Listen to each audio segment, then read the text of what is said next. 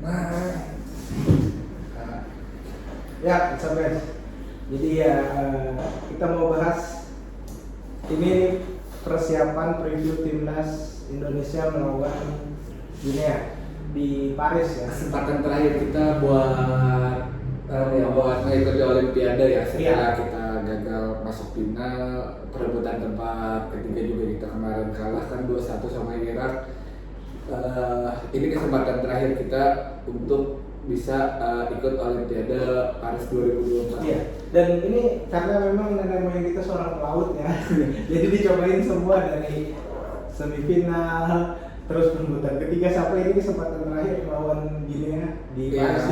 Wakil Afrika ya. Rencananya bermainnya di Paris ya. Iya, dan ternyata tidak ada demi keamanan ya, FIFA melarang adanya supporter gitu. Jadi iya, tertutup karena tertutup.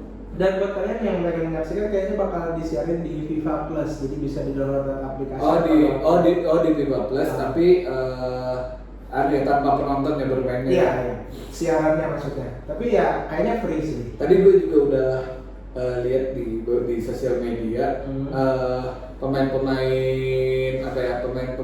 timnas Guinea kalau dari segi fisik lebih besar, lebih berotot, lebih kekeh.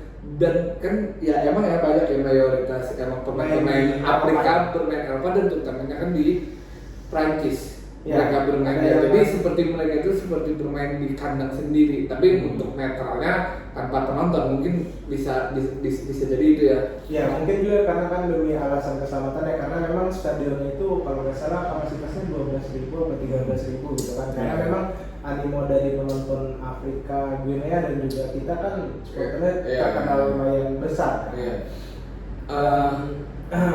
Itu sih kayaknya agak susah sih sebenarnya. Memang ini kesempatan terakhir, tapi menurut gue ini jauh lebih berat daripada kesempatan ketika perebutan peringkat kemarin. Dan ini kan yang kemarin kan sempat gue bilang kalau kita harus lewat playoff itu kan agak susah karena banyak pemainnya kayak Rizky Ridho ternyata nggak bisa bermain karena masih akumulasi kartu merah.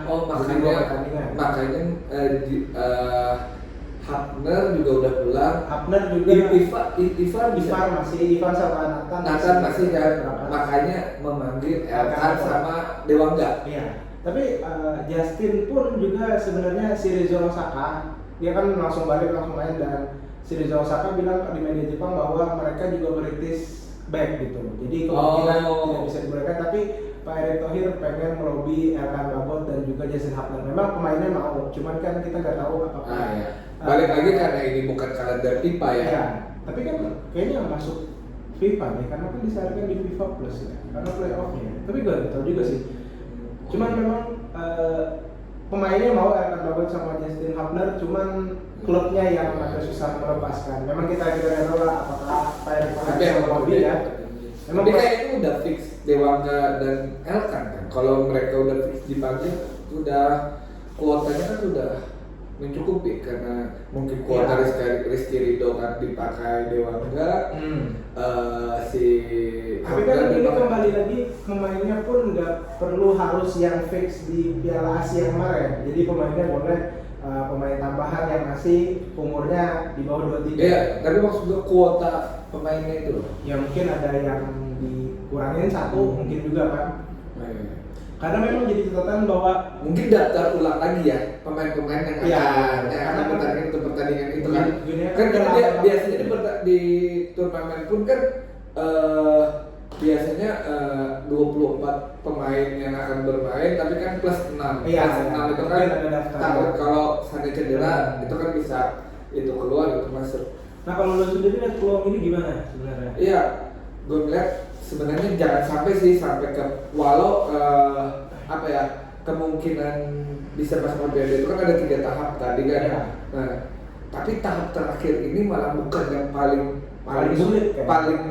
bukan paling mudah, tapi kan itu sulit mungkin ya. Uzbek kita berarti kemarin itu kesempatannya Irak itu yang menjadi kesempatan karena Irak dengan usia U23 kita sangat kita bahkan lebih unggul. Iya, sangat berimbang seperti itu. Tapi kan kalau ini kita nggak tahu pemainnya Iya. nggak terlihat, terutama mereka yang jelas sih unggul di fisik.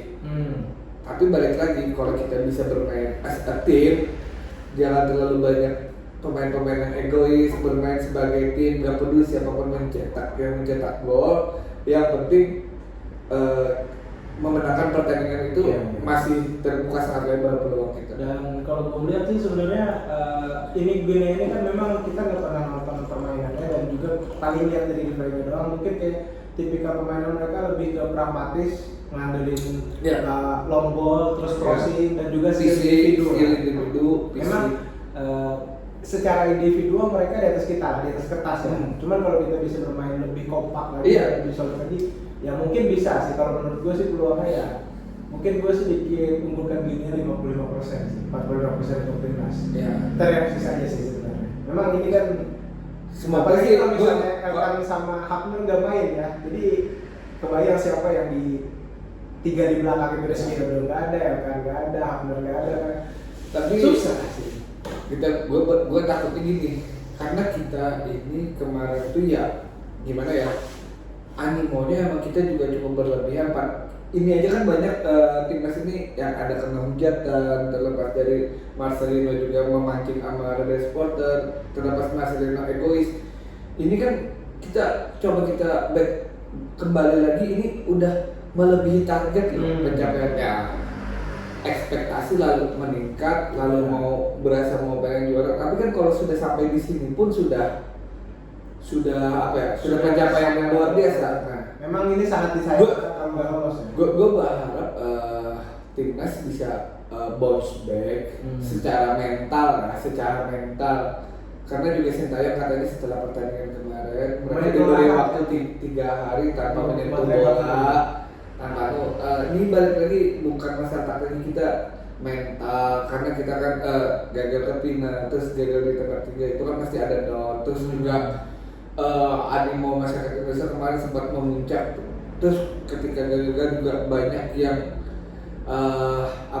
supporter yang tidak dewasa menyalahkan pemain ini itu.